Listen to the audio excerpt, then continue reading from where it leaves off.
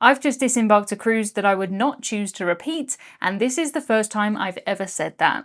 For years I've wanted to try a transatlantic cruise, following in the footsteps of the great ocean liners, but I've always been nervous. The glamour and the history is definitely something I wanted to experience, but as somebody who gets seasick, I wasn't sure if booking a trip that spent 7 solid days at sea would be a good idea, especially as the Atlantic is known for bad weather. When I saw a very cheap sailing from New York to Southampton on board the world's last ocean liner, Queen Mary 2, I decided this would be the best way to make the crossing and probably my only chance to give it a go. I knew in theory that there is no ship better equipped to handle bad weather, and although Cunard aren't a cruise line I really suit, I decided it would be worth the trade-off for potentially calmer seas. My parents love cruising with Cunard and this trip has always been on their bucket list, so I decided to bring them along. I knew that this cruise had the potential to go very wrong. If I didn't like the food, the entertainment, or the ship, there wasn't anything that I could do about it. If I felt unwell from being at sea, it's not like I could just get off at the next port,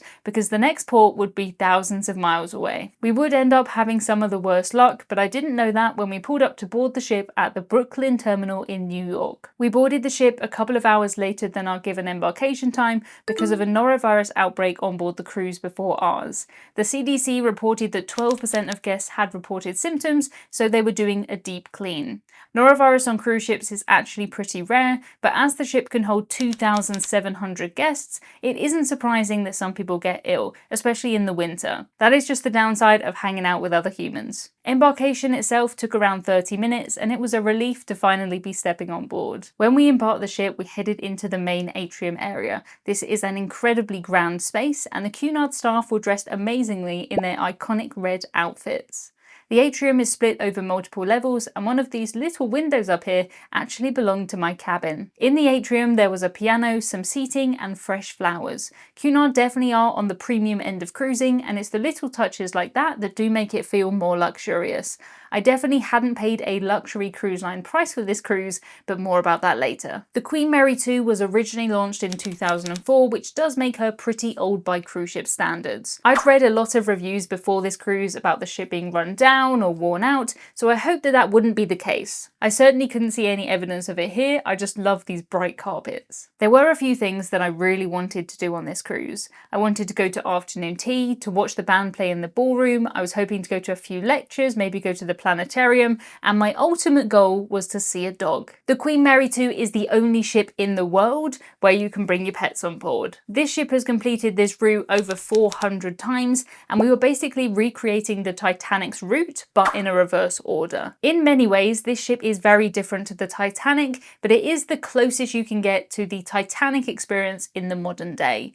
Just like the upper classes on Titanic, Queen Mary 2 does have some quite strict dress codes. They've definitely relaxed in recent years, but they are still in place, and more so than on any other cruise line. I hoped that this wouldn't be a problem, and I put it to the test straight away on the first day. After completing the safety drill, which was very easy, we headed to a venue on board called the Corinthia Lounge. The lounge felt modern and new, but it definitely still had a classic design.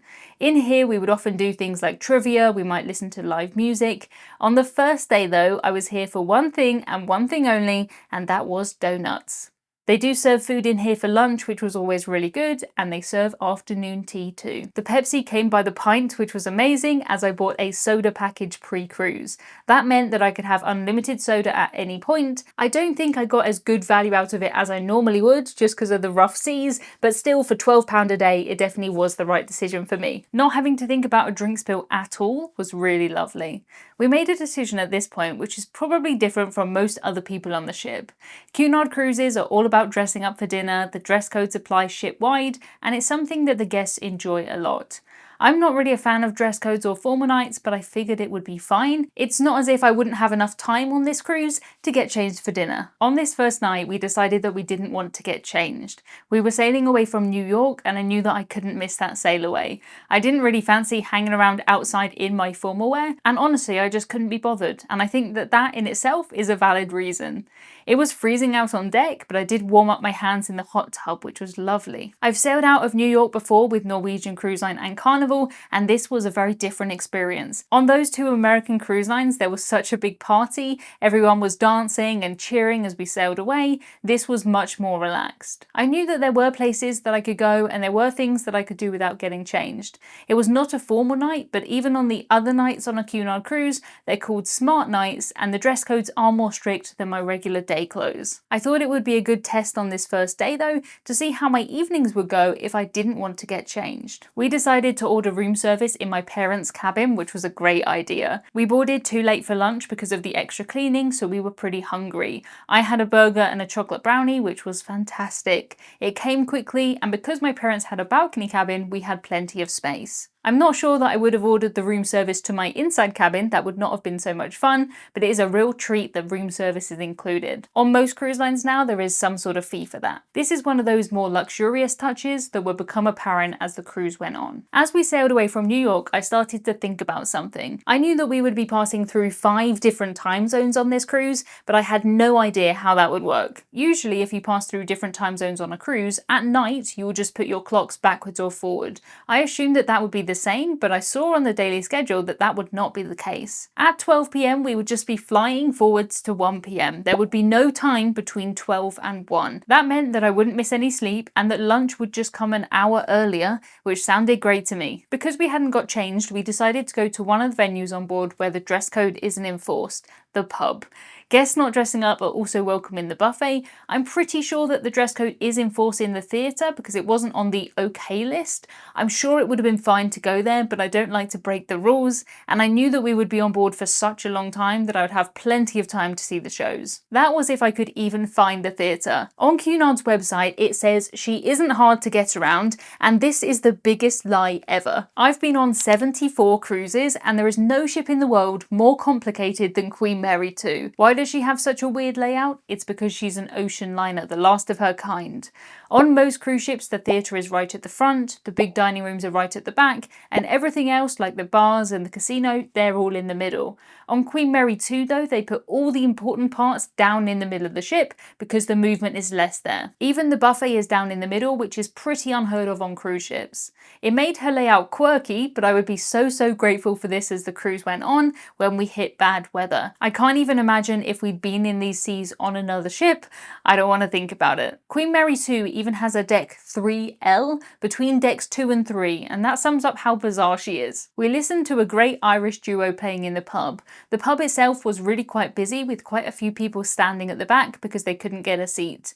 I knew that they did do lunch in here included in the cruise fare, so I was determined to try that one day of the cruise. Even if I had to arrive an hour or two early, I would do it. I cruised recently on Queen Anne, who is the new ship for Cunard, and I'm happy to say that they made the pub on there much bigger. Pubs are always very popular on cruises. It wasn't always busy during the day, but if there was music or lunch was on, it would be full. The buffet breakfast was open till 10:30, which is amazing. I'm not an early bird by any stretch of the imagination, and certainly not on a sea day. I was really impressed with the breakfast options, and there was always lots of fresh fruit. At this stage, the crew were serving everything to us because of the enhanced cleaning measures, but around halfway into the cruise, it would change and everything would go back to self-service like normal. We never struggled to get a seat in here, and the buffet is absolutely massive. There is the possibility of great views from here, depending of course on the weather, and I love the overall design. The buffet is definitely one of my favourites at sea, and it seemed to be very rarely closed. I also liked how the staff were always at the entrance, making sure that guests sanitised their hands. I'd love to tell you about how I got to Illuminations next, but I honestly have no idea. Somehow I did, and I'm glad I did because I went to watch a very interesting lecture. It was by a great man called Richard Howes, and he told us all about the myths of the Titanic. We learned things about the real Jack Dawson and so much more. It was clear just how much Richard loved the subject and loved giving these talks. I'm always very impressed by people who are good at public speaking, and it was so nice to just focus on one thing for a while. A transatlantic cruise is a really good chance to disconnect. If you don't want to see the news or anything like that for a week, you don't have to. Lectures are a very popular thing to do on Cunard cruises, and this venue was the most amazing place for it. This is actually a planetarium where you can lay back and look at the stars. I knew that was something that I would have to do during this cruise. Cunard do have an app where you book the planetarium shows, so I did do that.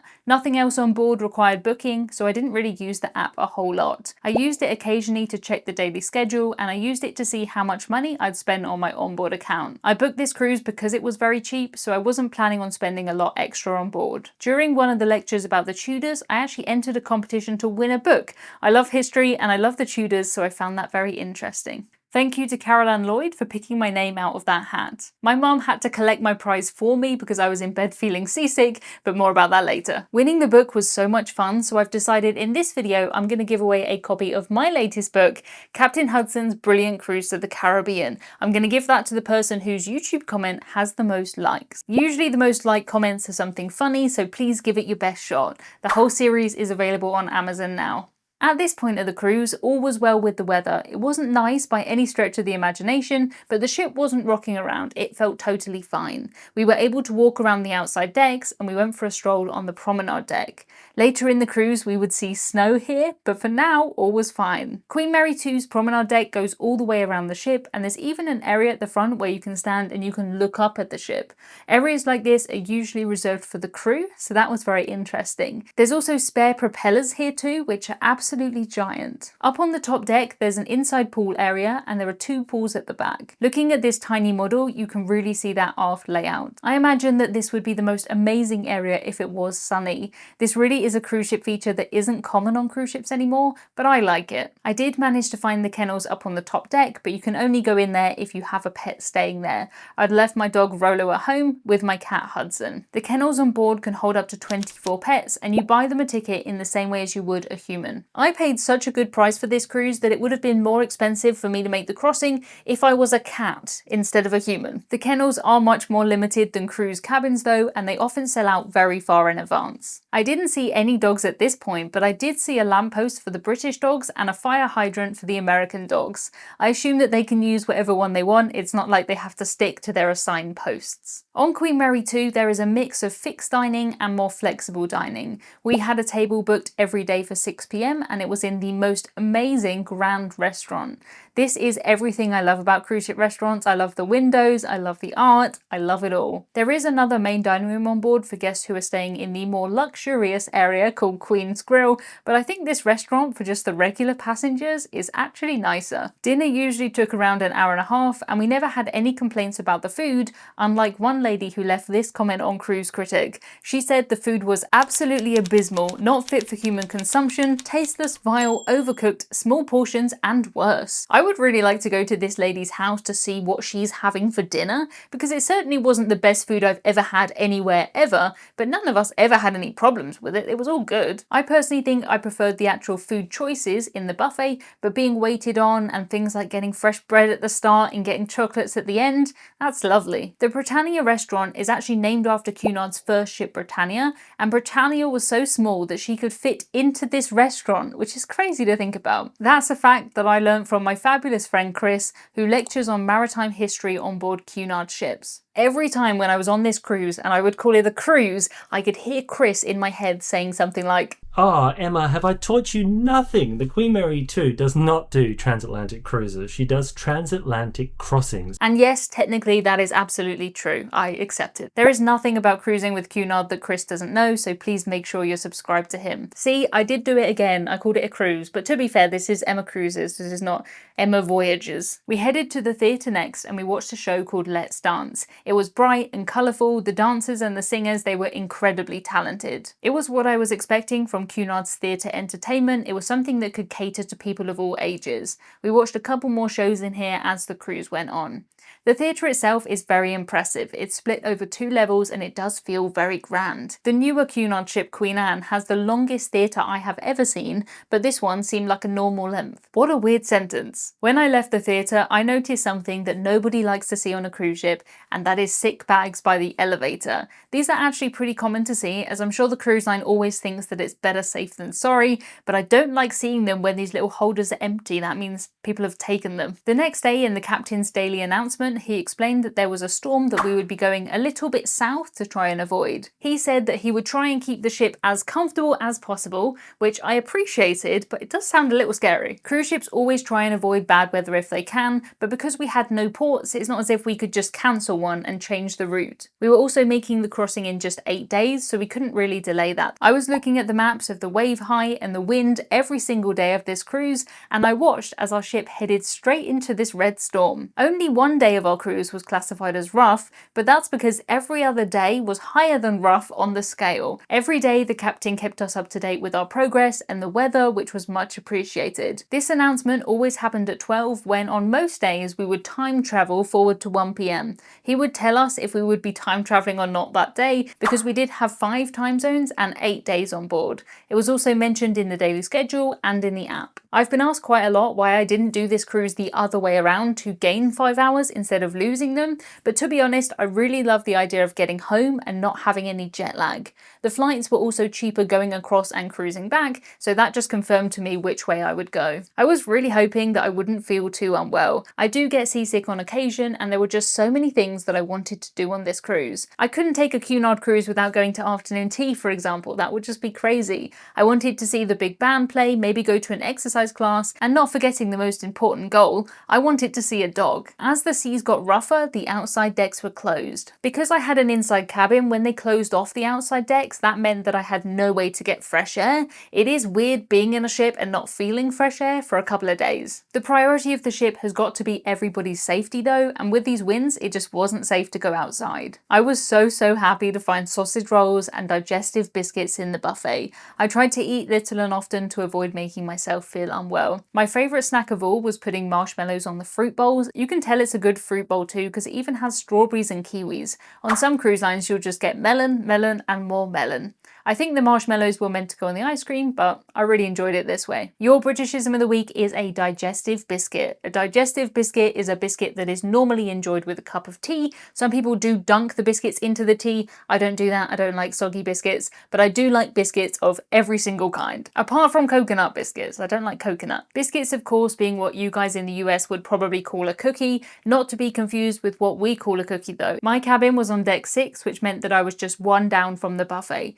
Usually the buffet is up on decks 12 or 13 or 14 or 15. I've even been on a ship before where it was up on decks 18 and 19. As we couldn't go outside, I decided to try and learn my way around the ship. Because the main restaurant is right in the middle, that means that you have to go down a half level to walk around it. There are quite a few areas on board where we had to walk through a spa or an art gallery, something like that to get to a venue. I'd always stumble upon interesting things without even really trying. Queen Mary 2 has the largest library at sea and it was the most amazing area. I'm not sure that this is the type of book that I wanted to read on board, given that we were sailing past where the Titanic sank and we were in rough weather, but it's an interesting choice. I hope it goes without saying, but modern cruise ships do have more space in the lifeboats than they have people on board. They're not making that mistake again. They also have lots of safety drills that they never had in Titanic's time, and the systems that they use now to detect icebergs are much better. It's kind of like comparing a car from 1912 to today.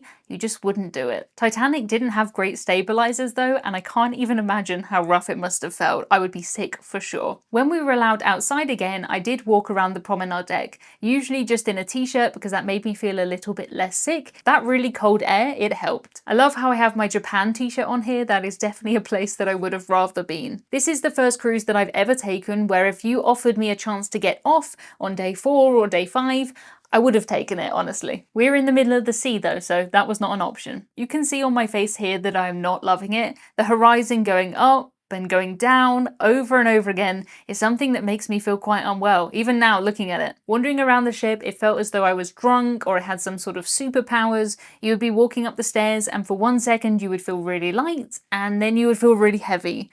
It was always fun to watch everyone walking around at an angle or kind of leaning to the side as they walk down the corridor. I meet a lot of people when I cruise and I'm always interested to see how everyone else's trip is going. I'm really sorry if you met me on this cruise and I was not my normal self. myself. I was on a lot of seasickness medicine, to be honest, and I was just trying to stay awake. I've tried every seasickness remedy over the years, but I've never found anything as good as just sleeping it off. When you're laying down and your eyes are closed, it is just so much better. I did sleep on the floor of my cabin at one point during this cruise, because in bed I was rocking up and down, and it just felt much better to be going side to side. I do want to say though that this is not a normal cruise, not in any way. On most cruises, you don't feel the ship moving at all. I've been on cruises where I've sailed away and I haven't even noticed.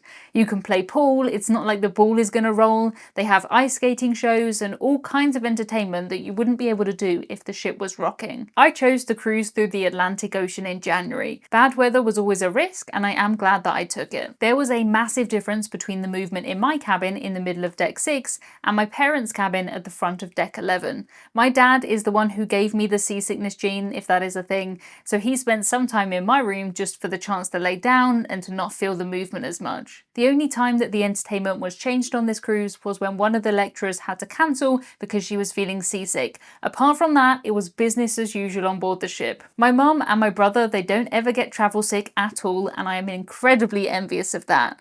Around half the people I met on board said that they were having the time of their lives. They loved every movement and they loved every moment. The other half said to me, never ever again. I'd always recommend a midship low down cabin if you are worried about movement. The idea that the movement is less here is what the whole Queen Mary 2 is designed around. We spent quite a bit of time down in areas like the pub and the chart room. Here we were close to the sea and the movement was less. The views out the windows were quite dramatic at times, but I never felt scared at all. Despite being so old, I didn't feel as though the ship looked dated or run down. The ship's design is meant to be classic, and it always was. Even in 2004, this was never meant to be a shiny, modern kind of ship. A lot on board has changed, and the parts that you interact with, like the carpets, they've been changed out so many times.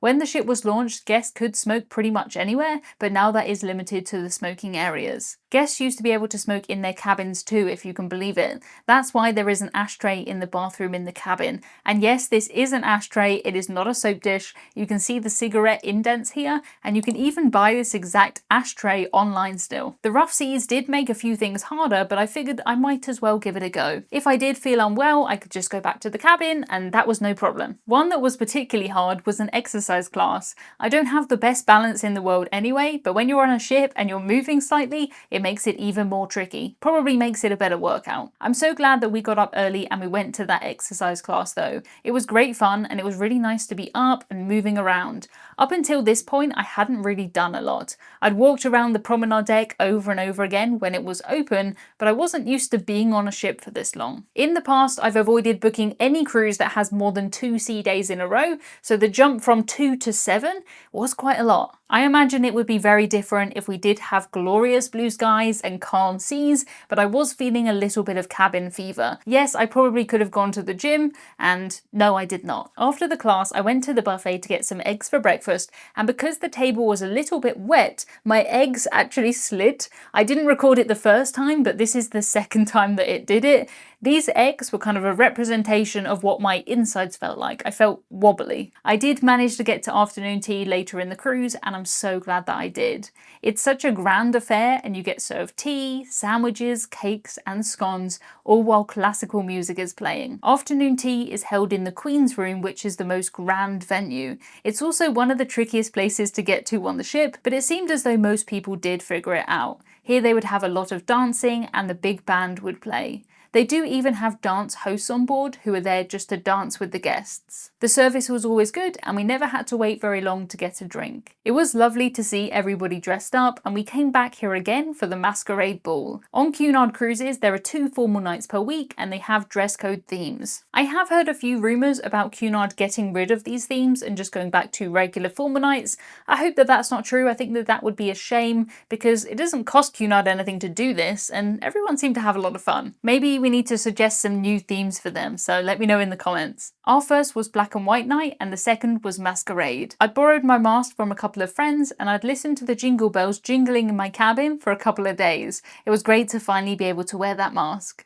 We took them to dinner and that was a fun novelty. I did see a group who not only had masks, but they had the most amazing capes. That was very cool. I don't know who you are, but I love it, you look like ravens. There were all kinds of things on the schedule that I was used to seeing on a cruise, but there was one thing that I'd never seen before, and that was a midday show of the importance of being earnest. I have to be honest, when I first read that, I thought that sounded very boring. But it was not, it was really funny. It was a real highlight of the entertainment to me, and they substituted the actors for members of the audience as it went on. They all had to improvise, and it was very funny. If you know me, you'll know that audience participation is my worst nightmare, but I'm happy to say that it had the word interactive on the daily schedule, so I sat far to the side where I was safe. Everyone who was picked seemed really happy to be a part of it, which was why it was so much fun to watch. It wasn't awkward. The guests on this cruise were mostly American and British, as you would expect from this itinerary. Amazingly, I met a lot of people on the cruise who had been on the ship for almost a month. They went across to New York, down to the Caribbean, and back across again. Everyone I spoke to said that that crossing wasn't as rough as this one, but they did have norovirus to contend with. I do wonder sometimes if some of those reported norovirus symptoms were actually people being seasick, since the symptoms are the same. It is almost impossible to know. Looking at the map, it looked as though we weren't really sailing past the red stormy part, but the red stormy part was splitting ahead of us. I hoped that that meant that things would brighten up a little, but I was very prepared for the idea that they might never. I set in my sights things to do on the ship, like finding the Homer Simpson that is hiding in one of the pieces of art on board. I am going to show you where he is, so if you don't want to know, just close your eyes and close your ears for 3 seconds. He is right here, just outside the pub. It is safe now, you can come back if you're not listening or watching. I don't know how you'll see this, but it's all good. We did manage to have lunch in the pub one day, and it was well worth waiting for. I had the fish and chips with a pint of Pepsi Max, of course. It was a bit disappointing to see that a few of the items on here now do have a price next to them, but as soon as I see items on a menu with prices and some without, I don't even register the priced ones. I was not here to spend money. I wanted to try all of the included food on board, so for dinner I went to what is basically a part of the buffet where you can sit and you can order pizza and pasta. Our food took around 45 minutes to come, which is a long time for a pizza. It was nice, don't get me wrong, but I'm not sure that it was really worth the sit-down restaurant experience. I could get the same thing in the buffet. Then again, I didn't exactly have a shortage of time on this cruise, and I didn't have anywhere that I particularly needed to go. There was one bar on board called the Commodore Club that I've been avoiding up until now, not for any reason other than its location. This bar is right at the top of the ship, and I knew that the movement there would be worse. We took the scenic elevator up, and I'm afraid you'll just have to use your imagination here. Please try and imagine some nice blue skies and maybe a yellow sun. If you're really good at imagining, you can imagine some dolphins jumping out of the sea, whatever you'd like. The elevator took us up close to my parents' cabin, and here you can see just how close they were to the bridge at the front. I liked looking down at the people walking around the promenade deck when it was open, that was. Under the bridge there is a viewing area where we could stand and we could look back at the ship. That was very cool. It was a lovely lounge up here, and it was very in keeping with the traditional Cunard style. It hasn't changed much since 2004, but it really hasn't needed to. When the ship was launched, one of the heavily advertised features was the planetarium. She was the first ship to ever have one at sea, and it is such a unique experience. The seats here in the red are the ones that you have to sit in for the show, and you lean back and look up at the dome. The seats here do recline, but if you have someone behind you who has average adult length legs or longer, you are going to have your head in someone's lap. I didn't recline my seat, I just sort of looked up, and the show wasn't very long, so that was totally fine. It was very relaxing and definitely a must-do if cruising on this ship. Areas like the shops and the casino, they haven't really changed much either. I did win $20 on this cruise in the casino, which was fantastic. It won't quite pay for my drinks or my Wi-Fi, but every little helps. For my cruise fare, I paid £709, which is $880. That's for the 8-night cruise and based on 2 people sharing an inside cabin. That price included all of the food that I ate and all of the entertainment that I watched. I paid an extra $224 for Wi-Fi, but because of my onboard credit, that actually only cost me $79. I paid $113 for the soda package, and the daily tips that Cunard automatically add on were another $128. That brings my total to $1,000 $4,200, which is 959 Great British pounds. For an 8-night cruise with what is definitely a premium cruise line, I don't think that's a bad price. I don't think Cunard are a cruise line that really suits me personally, and a transatlantic cruise definitely doesn't suit me. That said though, what Cunard do, they do very, very well, and I hope that they carry on doing it for a very long time. Being part of this historical voyage is something that I'm very glad I've done. Another thing I'm very glad that I did was I braved the outside decks on the last day of this cruise, and I got the chance to see one dog going for a walk. The dog did a poo on the deck and it rolled away from both the dog and from the owner. It was so windy out there. You could say that it was bringing new meaning to the phrase poop deck. When the ship had a big refit in 2016, they changed out a few things like removing the lifts from the atrium. I do see why they did that, as they were in the way, but because my cabin was up there, I would have liked to have had people to wave at. To find out what it was like staying in this cabin for 8 days, and if I would upgrade to a balcony next time, check out this video next. I'll see you there in 3 seconds. 3, 2, 1.